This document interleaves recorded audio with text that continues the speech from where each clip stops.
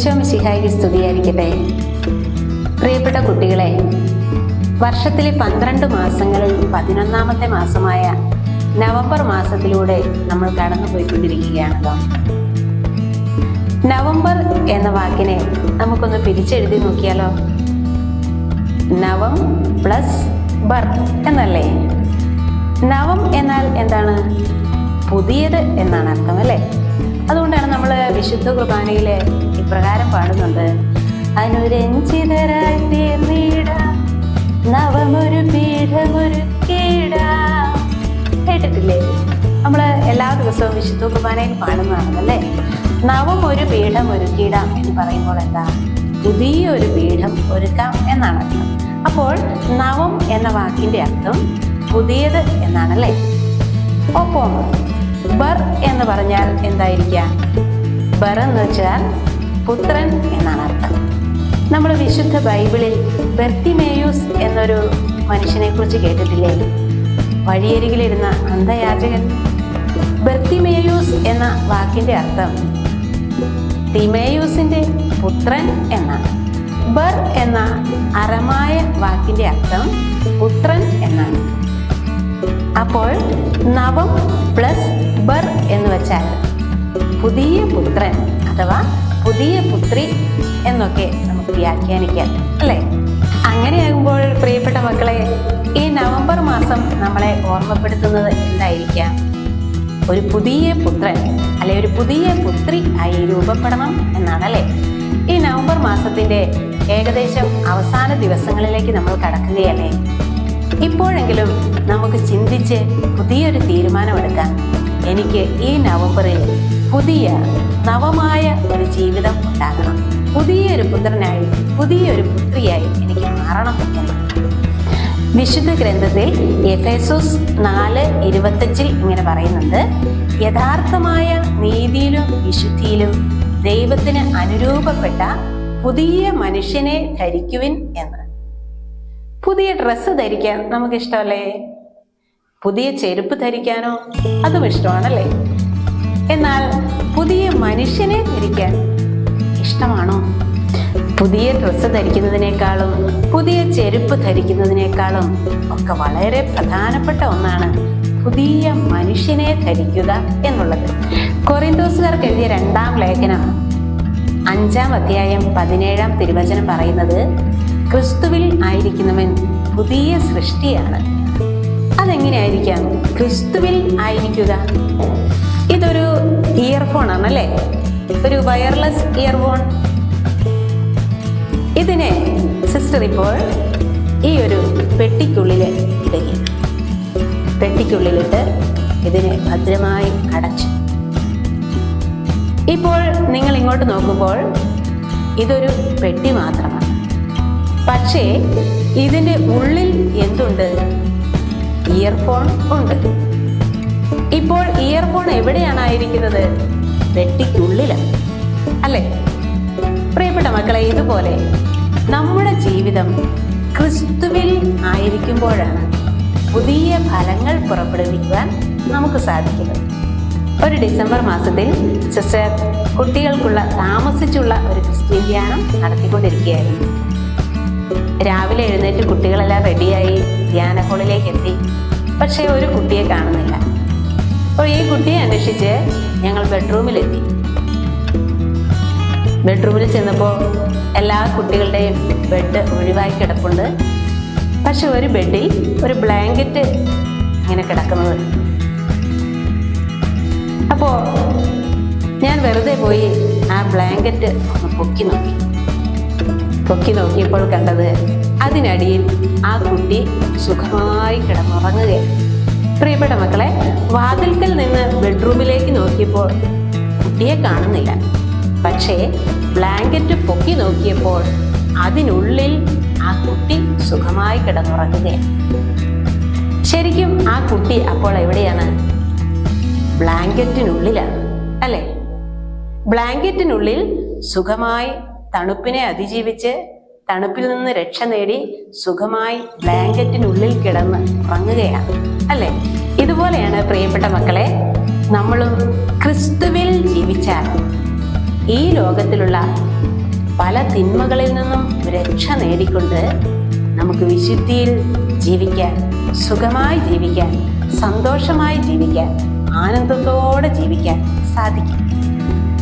ഇപ്രകാരം ക്രിസ്തുവിൽ ജീവിച്ച വ്യക്തികളാണ് വിശുദ്ധർ. വിശുദ്ധ മരിയ ഗൊരെത്തിയെ നമുക്കറിയില്ലേ? വിശുദ്ധ മരിയ ഗൊരെത്തി അവളെ കുത്തി കുത്തി കൊലപ്പെടുത്താൻ വന്ന അലക്സാണ്ടർ എന്ന മനുഷ്യനിൽ നിന്നും രക്ഷ നേടിയത് എപ്രകാരമാണ്? ക്രിസ്തുവിൽ ജീവിച്ചുകൊണ്ട്. അവൾ ക്രിസ്തുവിൽ ജീവിച്ചതുകൊണ്ട് മരണത്തിന് പോലും അവളെ കീഴ്പ്പെടുത്താൻ സാധിച്ചില്ല. അതുകൊണ്ടാണ് അവൾ പറഞ്ഞത്, പാപത്തേക്കാൾ മരിക്കുന്നതാണ് എനിക്കിഷ്ടം. പാപം ചെയ്തിട്ട് ഈ ഭൂമിയിൽ ജീവിക്കുന്നതിനേക്കാൾ എനിക്കിഷ്ടം മരിച്ച് സ്വർഗത്തിൽ എത്തിച്ചേരുന്നതാണ് എന്നാണ് അവൾ പറഞ്ഞത്. ക്രിസ്തുവിൽ ജീവിച്ച ആ കുട്ടിയുടെ വാക്കുകളും പ്രവൃത്തികളും നമ്മൾ വീക്ഷിച്ചാൽ നമുക്ക് മനസ്സിലാകും, അവൾ ക്രിസ്തുവിനെ പോലെയാണ് പെരുമാറിയത്. കാരണം അവളെ കുത്തി കുത്തി കുത്തി കൊലപ്പെടുത്താൻ വന്ന അലക്സാണ്ടറിനോട് മരണക്കിടക്കയിൽ കിടന്നുപോലും അവൾ പറഞ്ഞതെന്താ? അലക്സാണ്ടറിനോട് ഞാൻ ക്ഷമിക്കുന്നു, അവൻ മാനസാന്തരപ്പെട്ട് സ്വർഗത്തിൽ എത്തിച്ചേരാൻ ഞാൻ പ്രാർത്ഥിക്കും എന്നല്ലേ? ക്രിസ്തുവിലായിരിക്കുന്ന ഒരു വ്യക്തിയുടെ ജീവിതത്തിൽ നിന്നും വരുന്നത് ക്രിസ്തുവിൻ്റെതായ വാക്കും പ്രവൃത്തിയുമായിരിക്കും കേട്ടോ. അതുപോലെ തന്നെ വിശുദ്ധ ഡോൺ ബോസ്കോയെ കുറിച്ച് നമ്മൾ കേട്ടിട്ടില്ലേ? വിശുദ്ധ ഡോൺ ബോസ്കോ കുഞ്ഞുനാളിൽ ജോണി ബോസ്കോ എന്നാണ് അറിയപ്പെട്ടിരുന്നത്. ജോണി ബോസ്കോ കളിക്കുന്ന സമയത്ത് അവൻ്റെ കയ്യിൽ നിന്നും പന്ത് തെറിച്ച് വെള്ളത്തിൽ പോയി. ആ സമയത്ത് ഇത് ഇഷ്ടപ്പെടാത്ത കൂട്ടുകാർ വന്ന് അവനെ അടിച്ചു. ഈ സമയത്ത് ജോണി ബോസ്കോ ചെയ്ത പ്രവൃത്തി എന്താണെന്നറിയും? അവൻ പറഞ്ഞു, നിങ്ങൾ എത്ര അടിച്ചാലും ഞാൻ തിരിച്ചടിക്കില്ല. കൂട്ടുകാർ ഉപദ്രവിച്ചപ്പോൾ പോലും അവൻ തിരിച്ചു ഉപദ്രവിക്കാതെ അവൻ ക്രിസ്തുവിൽ ജീവിച്ചു. ക്രിസ്തുവിനെ പോലെ അവൻ ക്ഷമിച്ചു. എന്നിട്ട് അവൻ എന്ത് ചെയ്യുന്നറിയാവോ? കൂട്ടുകാർക്ക് ഇഷ്ടപ്പെട്ട മറ്റൊരു പന്തുണ്ടാക്കി കൊണ്ടുവന്ന് കൊടുത്ത് അവരുമായി കൂട്ടുകൂടി അവരെയും കൂടി പുതിയ വ്യക്തികളാക്കി രൂപപ്പെടുത്തുകയും ചെയ്തു. വാഴ്ത്തപ്പെട്ട കാർലോ അക്വിറ്റസിനെ നിങ്ങൾക്ക് പരിചയമുണ്ടായിരിക്കും അല്ലേ? ഈ വാഴ്ത്തപ്പെട്ട കാർലോ അക്വിറ്റസ് ഈ കാലഘട്ടത്തിൽ ജീവിച്ച ഒരു കുട്ടിയാണ്. അവന് സ്വന്തമായി ലാപ്ടോപ്പും മൊബൈലും അവൻ്റെ കുടുംബത്തിൽ ഇഷ്ടം പോലെ സമ്പത്തും ഒക്കെ ഉണ്ടായിരുന്നു. പക്ഷേ ആ കുട്ടിക്ക് ഇവയെല്ലാം സ്വന്തമായിട്ടുണ്ടായിരുന്നിട്ട് പോലും അവൻ ക്രിസ്തുവിൽ ജീവിച്ചതുകൊണ്ട് അവൻ്റെ മൊബൈലും ലാപ്ടോപ്പും ഒന്നും ഒരിക്കലും അവൻ തിന്മയ്ക്ക് വേണ്ടി ഉപയോഗിച്ചിട്ടില്ല എന്നാണ് അവൻ പറയുന്നത്.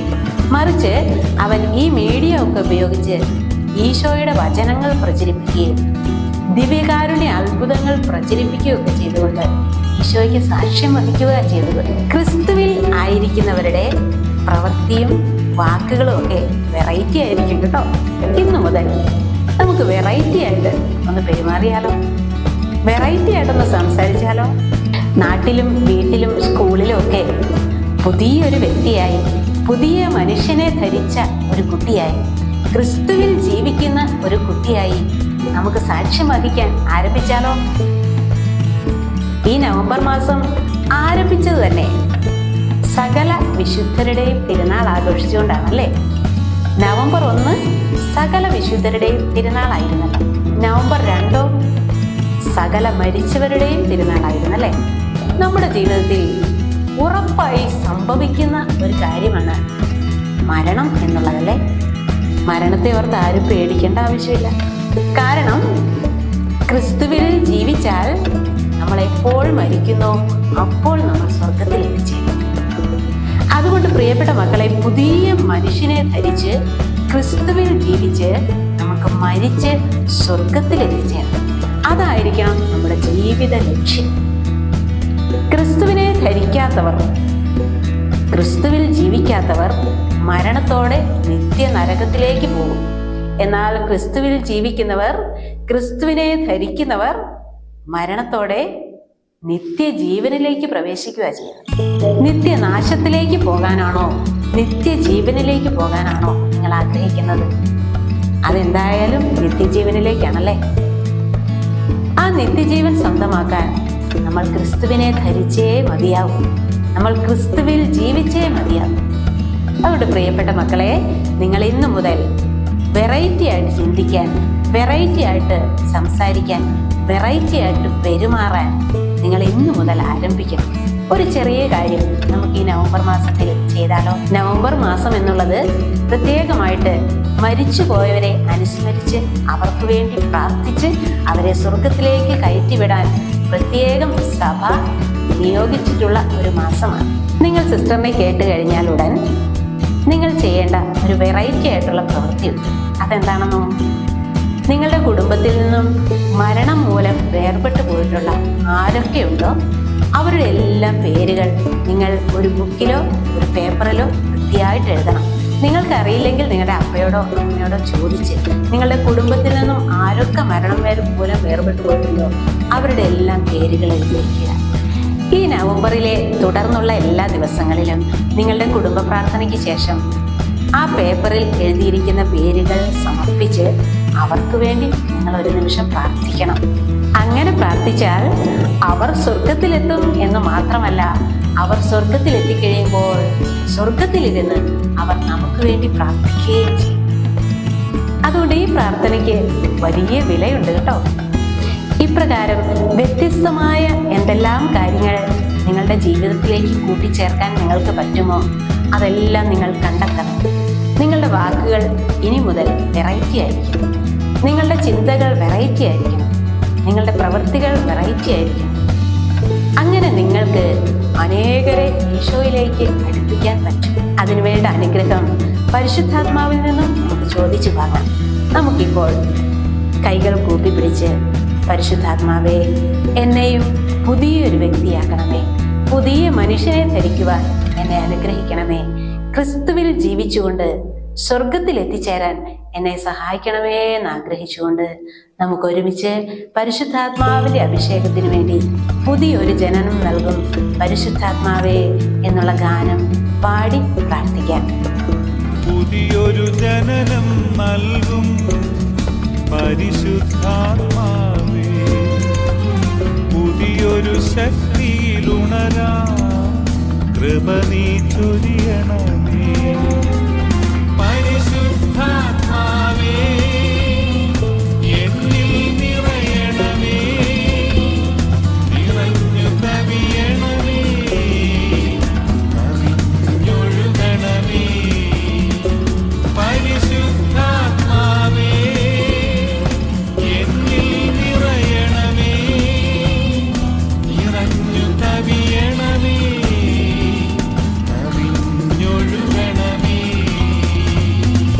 പ്രിയപ്പെട്ട മക്കളെ, ഈശോയുടെ തിരുപ്പിറവിക്ക് വേണ്ടി അടുത്തൊരുങ്ങിക്കൊണ്ടിരിക്കുന്ന ഈ സമയങ്ങളിൽ നമുക്ക് പുതിയ ചിന്തയോടെ, പുതിയ തീരുമാനത്തോടെ ഈശോയെ സ്വീകരിക്കാൻ വേണ്ടി ഒരുങ്ങാൻ ഈ നവംബർ മാസത്തിൽ പുതിയ പുത്രനും പുതിയ പുത്രിയുമായി തീർന്നുകൊണ്ട് ഈശോയുടെ തിരുപ്പിറവി ആഘോഷിക്കുന്ന ഡിസംബർ മാസത്തെ പുതിയ ഹൃദയത്തോടെ നമുക്ക് സ്വീകരിക്കാം. അങ്ങനെ പുതിയ ഹൃദയത്തിൽ ഈശോ ജനിക്കട്ടെ. നമ്മിലൂടെ അനേകരിലേക്ക് ഈശോ പകരപ്പെടട്ടെ. അതിനായി ഈശോ മക്കളെ എല്ലാവരെയും അനുഗ്രഹിക്കട്ടെ. Bye bye.